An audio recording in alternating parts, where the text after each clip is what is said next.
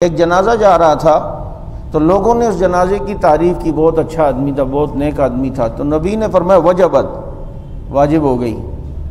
پھر ایک اور جنازہ کسی وقت جا رہا تھا تو لوگوں نے کہا بہت برا آدمی تھا، بہت ہی عجیب بدتمیز قسم کا بد اخلاق، تو نبی نے فرمایا وجبت۔ تو حضرت عمر رضی اللہ تعالیٰ عنہ نے فرمایا اللہ کے نبی ما وجبت، کیا چیز واجب ہو گئی؟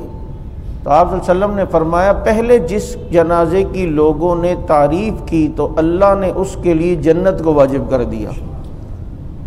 اور جس کی لوگوں نے برائی کی کہ یہ واقعی اتنا برا تھا کہ کوئی اس کی تعریف کرنے کے لیے تیار نہیں ہے، تو میں نے کہا وجبت، اس پر جہنم واجب ہو گئی۔ اور اگلا جملہ فرمایا کہ انتم شہداء اللہ فی الارض، تم زمین میں اللہ کی طرف سے گواہ ہو، جیسے گواہی دو گے تو اللہ تعالیٰ ویسے ہی فیصلہ مردے کے ساتھ کریں گے۔ اب یہ تعریف جو کی، یہ کون سے لوگ مراد ہیں؟ یہ اس وقت کے متقی، دیانتدار، دیندار، یہ لوگ مراد ہیں، کیونکہ وہ دیانتداری پر مبنی فیصلہ کریں گے کہ یار واقعی اچھا تھا۔ یہ عام لوگ مراد نہیں ہے، ورنہ ان کا تو بس چلے، بہو تو ساس کی کبھی بھی مرنے کے بعد تعریف نہیں کرے گی، ساس تو کبھی بھی بہو کی تعریف نہیں کرے گی، یہ آپس میں نندے اور یہ پتہ نہیں کون کون سے رشتے، یہ تھوڑی تعریفیں کریں گے، اس طرح تو ساری جہنم میں جائیں گے۔ مراد یہ کہ اہل علاقے کے نیک لوگ، دیانتدار، صاحب فیصلہ کرنے والے، ایماندار، جو واقعی کسی بغض کی وجہ سے نہیں کہہ رہے، اور واقعی اس شخص کے اندر ایسی باتیں ہیں کہ بد اخلاق ہے، کوئی قریب سے گزر بھی جاتا تو اس کو دیکھ کے کہتا جاؤ ادھر سے غرق ہو جاؤ۔ یہ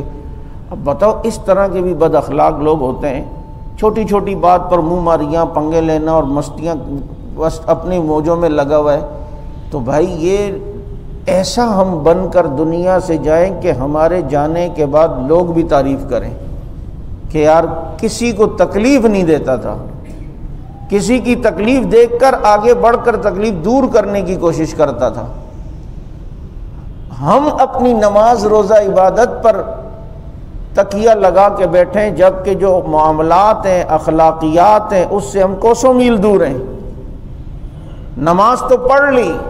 لیکن ابھی تک گھر کے اندر جو پانی ٹپکنے کا پرنالہ ہے اس کو ابھی تک صحیح نہیں کیا، روزانہ چھت دھلتی ہے، نیچے لوگ پریشان ہوتے ہیں، اس طرف ہمیں توجہ نہیں، تو مجھے بتاؤ نہ گزرنے والے تعریف کریں گے؟ آپ دوسری تیسری منزل پہ رہتے ہیں، وہیں سے جناب ببل کھائی اور یہیں سے گیلری سے پھینک دی نیچے، جس کے سر پہ لگتی ہے کچھ ہوتا ہے، یہ ہوتا ہے، بتائیں یہ لوگ تعریف کریں گے؟ یہ جو لوگوں کی جو تکلیف والی جو چیزیں، اس کو ہم کیسے دور کریں گے؟ اس طرف کس کی توجہ ہے؟ پبلک پوائنٹ پر بلغم تھوکنے کی اجازت نہیں ہے پکے فرش پہ، کہ جاتے ہوئے کسی کو گن نہ آئے، اس کو گن آئے گی تو اس کو ذہنی طور پر تکلیف ہوگی، اس تکلیف کا سبب ہم بنیں گے۔ اسی لیے اللہ کے نبی صلی اللہ علیہ وسلم نے لوگوں کے بیٹھنے کی جگہ یا درخت کے نیچے بول و براز کرنے سے، بڑا چھوٹا پیشاب کرنے سے منع کیا ہے کہ آتے جاتے لوگوں کو تکلیف ہو۔ یہی وجہ ہے پبلک جو ٹوائلٹ ہے، اگر وہاں آدمی جائے تو اچھی طریقے سے وہاں پانی بھی بہائے کہ بعد والا جو آئے تو وہ بیچارہ اس کو گن نہ آئے، تکلیف نہ ہو۔ یہ ساری چیزیں ہیں جس کی طرف ہم نے کبھی توجہ ہی نہیں کی ہے، اور ان باتوں کی طرف ہماری توجہ نہیں۔ پان کھا رہے ہیں، پچکاری کسی کا بھی نیا رنگ وہ پچ کیا، سب ادھر اس کے دیوار کے اوپر، تو یہ اذیت نہیں ہے، یہ ایذاء مسلم نہیں ہے، یہ مسلمان کو تکلیف دینا نہیں۔ ہم اپنے گھر میں دیکھیں کتنی تکلیف دیتے ہیں، بیگم کو کتنی تکلیف دے رہے ہیں، والدین کو کتنی تکلیف دے رہے ہیں۔ ہمیں اپنے گھر کے پتہ نہیں ہے کہ کیا کیا چیزوں میں ہم نے احتیاط کرنی ہے، کن کن باتوں میں خیال رکھنا ہے، کسی کو تکلیف نہ ہو، اس چیز کا ہمیں خیال نہیں۔ تو اس لیے بعض لوگ، میں جب یہ حدیث پڑھتا ہوں نا، بس اللہ تعالیٰ معاف کرے، میں نے کبھی ان کا ذکر ایسا کیا، لیکن کچھ چہرے جو دنیا سے جا چکے میری آنکھوں کے سامنے آتے ہیں ہمارے علاقے کے، کہ لوگ جو ہے گالیاں دیتے تھے، اللہ تعالیٰ ان کی بخشش فرمائے، کیونکہ انداز اخلاق یہ، اگر اس دکان اس کی دکان ہے، اگر وہ کسی اور دکان سے کوئی بچہ چیز لینے چلا گیا اور وہاں سے اس کو چیز نہ ملی، ادھر آ رہا ہے اور اس نے دیکھ لیا پہلے ادھر گیا، پھر اس کو جو گالیاں، اس کو جو جاؤ دفعہ ہو جاؤ، غرق ہو جاؤ، ادھر ہی سے لو، اپنے باپ سے لو جا کر، میرے پاس اب کیا کرنا ہے یہ کیا ہے؟ تو اس لیے بھائی کم از کم اس کی حفاظت ہو، ایذائے مسلم نہ ہو، اپنے اخلاق ایسے کرے آدمی کہ دوسرے کو اچھا لگے، اور وہ جب چلے جائے دنیا سے تو لوگ کہیں یار بندہ بڑا اچھا تھا، بندہ بڑا پیارا تھا، بااخلاق تھا، لوگوں کی تکلیف کا خیال تھا۔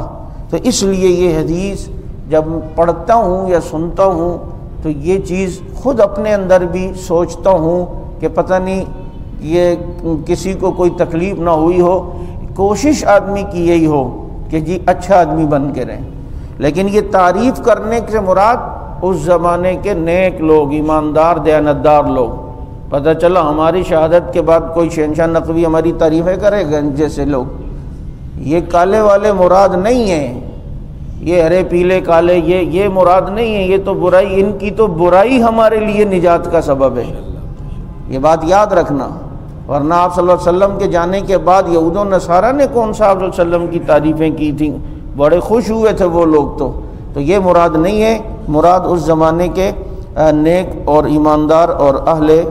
دیانت لوگ جو ہیں وہ مراد ہیں۔